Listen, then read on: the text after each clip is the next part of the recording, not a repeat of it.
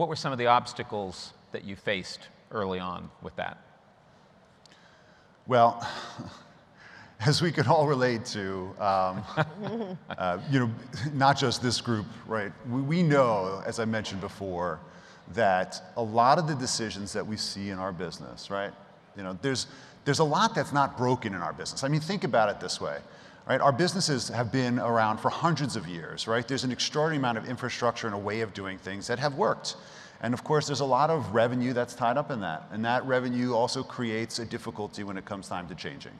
I think what you're seeing with the new generation coming in is a willingness to ask if this is still working, to reinvent.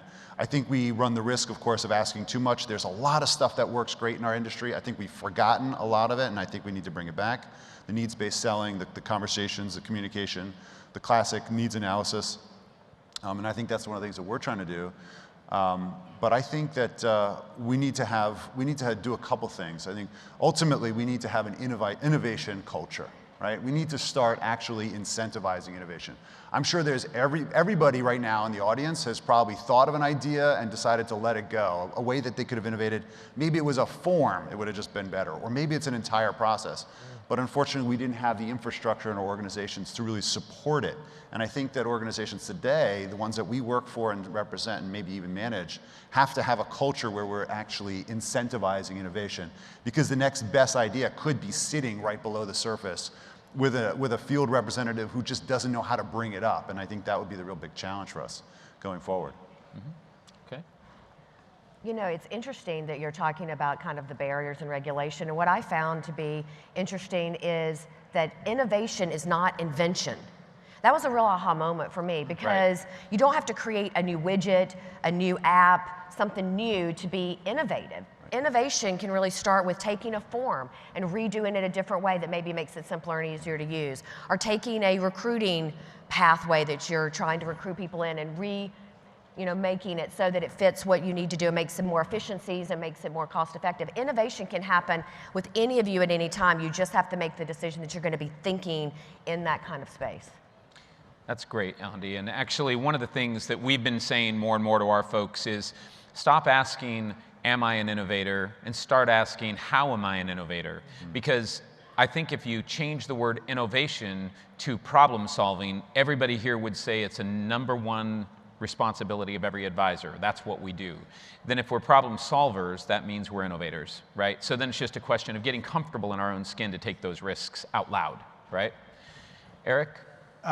It's changed a lot since. Early on, I was told, why don't you just do what you're supposed to do? I mean, you must have heard that, right? I mean, so, and I said, what is that? What do you mean what I'm supposed to do? Like, aren't we supposed to get from here to there? And I don't see a better way to do it, so I'm inventing it. And it's changed a lot since, but I mean, there are times where I was told, no, you can't do that.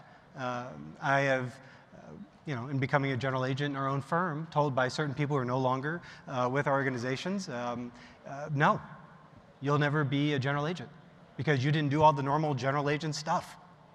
Like, but I've got 3 amazing partners that have done all the general agent stuff, right? Like, why do you need another one? It didn't make sense to me. Like, I know how to amplify the heck out of what they know how to do.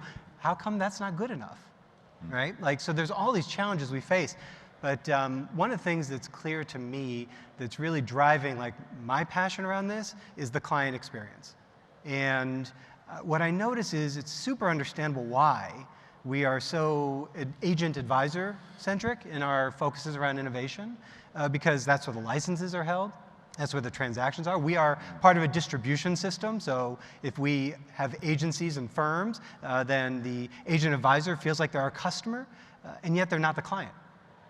So if we don't solve the problem, it doesn't matter how great we make the agent advisor experience. If they can't connect with the client anymore, we'll all just be super excited we supported each other as we spiral downwards. And I don't mean to paint doom and gloom. We got a long ways to go to invent this. But I mean, even with the title of the session we're at, right? Like, so the modern... Engaging the modern consumer. Engaging the modern consumer. I was sharing with Adam as we were coming up, and this is just my crazy brain. I go, are we really engaging the modern consumer, or are they just, from their point of view, the consumer? There's no such thing as a modern consumer. Like if you talk to clients today, they don't think they're being a modern consumer, they just think they're being a consumer. And so what we're announcing when we say the words like, let's learn how to address the modern consumer is, oh my gosh, we don't know how. Right? We don't know how to address today's consumer.